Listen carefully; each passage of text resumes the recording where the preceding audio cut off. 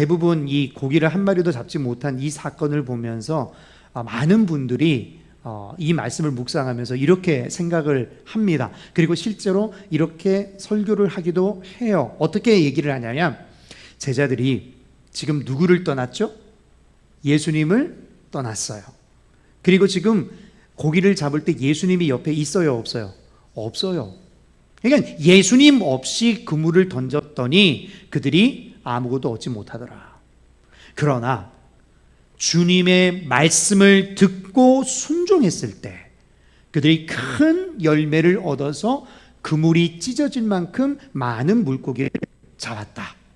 그러므로 우리도 주님께 뭐하고 순종함으로 이렇게 큰 열매를 맺거나, 혹은 우리 흔히 세상적인 말로 뭐를 받자? 큰 복을 받자.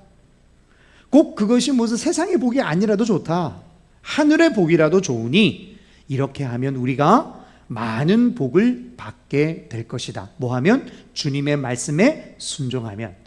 이렇게 우리가 이 말씀을 많이 이해해왔고 또 그렇게 많이 설교하고 많이 들어오셨을 거예요.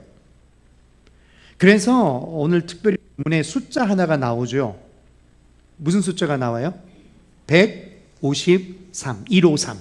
이 숫자가 축복의 숫자가 되어버렸습니다. 그래서 여러분, 요즘도 그런 볼펜이 나온지 모르겠는데, 제가 어렸을 때는요, 모나미에서 만든 하얀색 볼펜 아시죠? 거기 보면은 153 숫자가 쓰여 있어요. 또 뿐만 아니고, 여러분 혹시 그 길 가시다가 식당 이런 데 보면 153이라는 숫자가 들어간 상호들, 그런 간판들을 여러분이 보셨을 거예요. 그 153이라는 숫자를 쓰는 이유가 뭘까요? 이 요한복음에 있는 것처럼 이 그물을 내리라고 한 곳에 그물을 내려서 많은 물고기를 잡은 것처럼 우리의 사업도 어떻게 해달라고요? 번창하게 해달라. 이런 의미가 좀 들어있지 않나. 아니면 적어도 153이라는 숫자를 보고 내가 뭐 하는 사람이다? 예수 믿는 사람이다. 이걸 보여줄 수 있는 그런 목적으로 153이라는 숫자를 쓰기도 합니다. 근데 여러분, 여기에서 좀 몇 가지 여러분들이 생각해야 될 의문점이 있어요.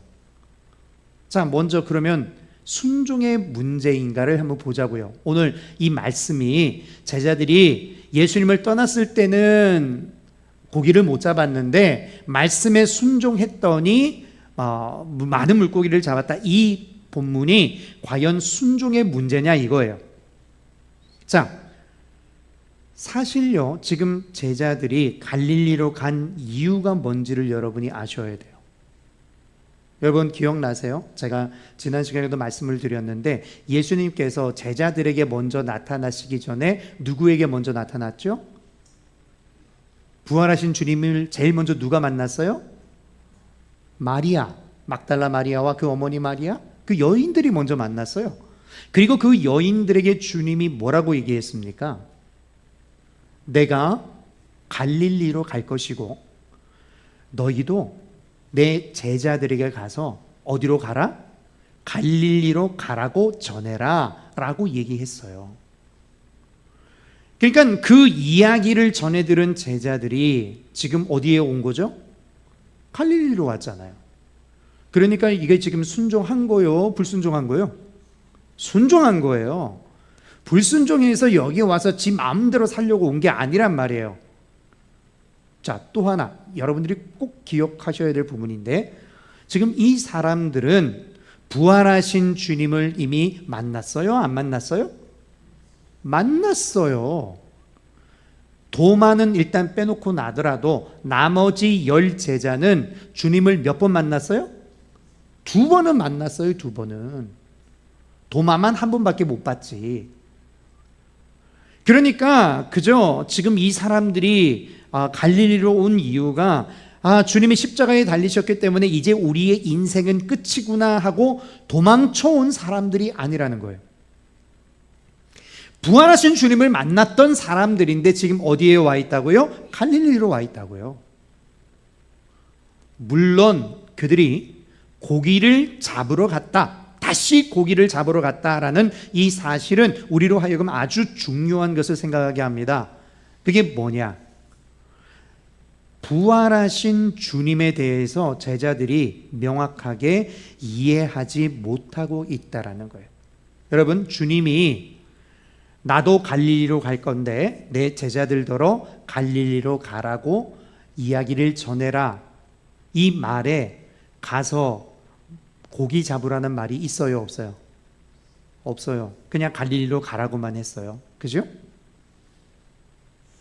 근데 그들은 주님의 부활이 어떤 의미인지를, 그리고 부활이 과연 우리에게 무엇을 주는 건지를 1도 이해하지를 못했기 때문에 갈릴리로 온 것까지는 좋으나 거기서 뭐 하고 있다고요? 고기 잡고 있더라는 겁니다. 자, 우리는 어부인데 고기를 한 마리도 잡지 못했다라는 이것을 우리는 뭐라고 생각해요? 아, 저 사람은 실패한 인생이라고 생각하기 때문이에요.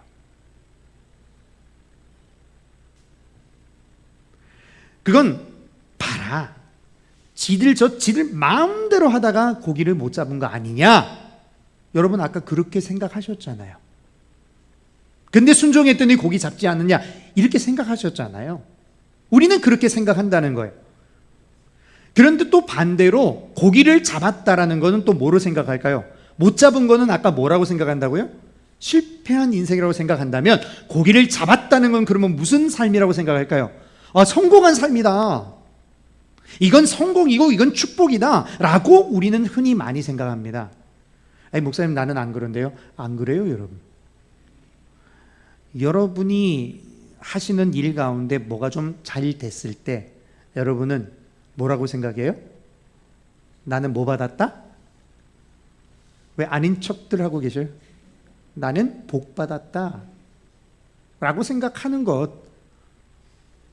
우리가 그런 관념, 그런 선입견으로 오늘 본문을 보니까 오늘 본문에서 진짜 말씀하고자 하는 내용을 우리가 못 보는 거예요.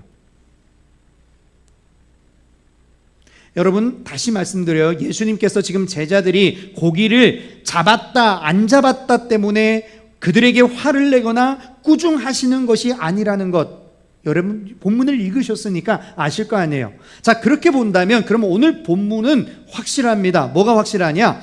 제자들이 옛날에 하던 일로 돌아갔다. 이건 확실해요, 안 해요? 확실하죠.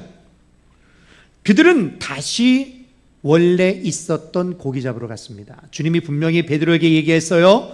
내가 너를 이제는 무엇을 낚는? 사람을 낚는 어부 되게 하겠다고 말씀하셨는데 베드로는 지금 뭐 낚고 있어요? 다시 고기 잡고 있는 거예요. 다시 원래 하던 일로 돌아갔다는 겁니다. 그것을 성경에서는, 마태복음에서는 어떻게 설명합니까? 하나님께서 그 목자를 치니까 그 양떼들이 어떻게 됐다고 그랬죠? 흩어졌다라고 설명을 했죠. 이 제자들은 그 말씀처럼 목자 대신 주님을 잃어버리니까 그 양떼처럼 흩어져서 어디로 돌아가더라? 자기 일로 돌아가더라는 겁니다. 그런데 그들이 자기 일로 돌아갔음에도 불구하고 그들은 뭘 잡았다 못 잡았다? 아무것도 잡지를 못했다라는 거죠. 뭐가 없는 거예요? 소득이 없는 거예요. 왜 그렇습니까? 그곳에서는 너희들이 아무리 노력해도 소득을 갖지 못하는 자라는 거예요. 세상을 기웃거리고 먹고 살러 우리는 나갑니다. 왜냐하면 세상이 좋고 편하고 재밌기 때문이죠. 그런데 그곳에서 우리 신자는, 우리 성도는 만족을 얻지를 못하는 거예요. 만족을 얻고 싶어서 나갔는데 만족할 수가 없는 겁니다. 뭐가 없어요? 기쁨이 없기 때문이에요.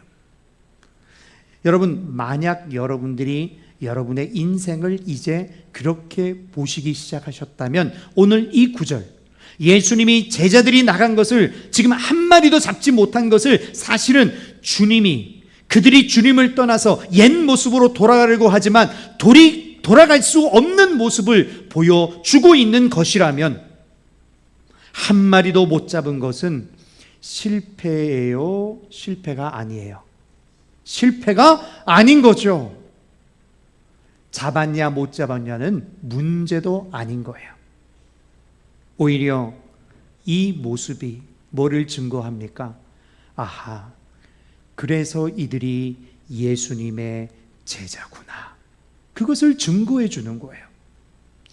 내가 신자라는 것을 알려주는 것이요, 그것을 다시 바꾸어 말하면 그게 바로 진정한 의미에서 뭐다? 복이라는 겁니다. 세상에서 즐거움과 온전한 만족을 내가 느끼지 못하고 주님 제가 잘못했습니다라고 돌아오고 있다면, 혹은 여러분이 세상에서 아무리 재미있는 것을 하더라도 결국 하나님이 채워주시지 못하는 것들로 인해서 여러분의 그 갈급한 심령을 여러분이 가지고 있다면, 여러분은 이미 복받은 사람인 줄로 믿으시기 바랍니다.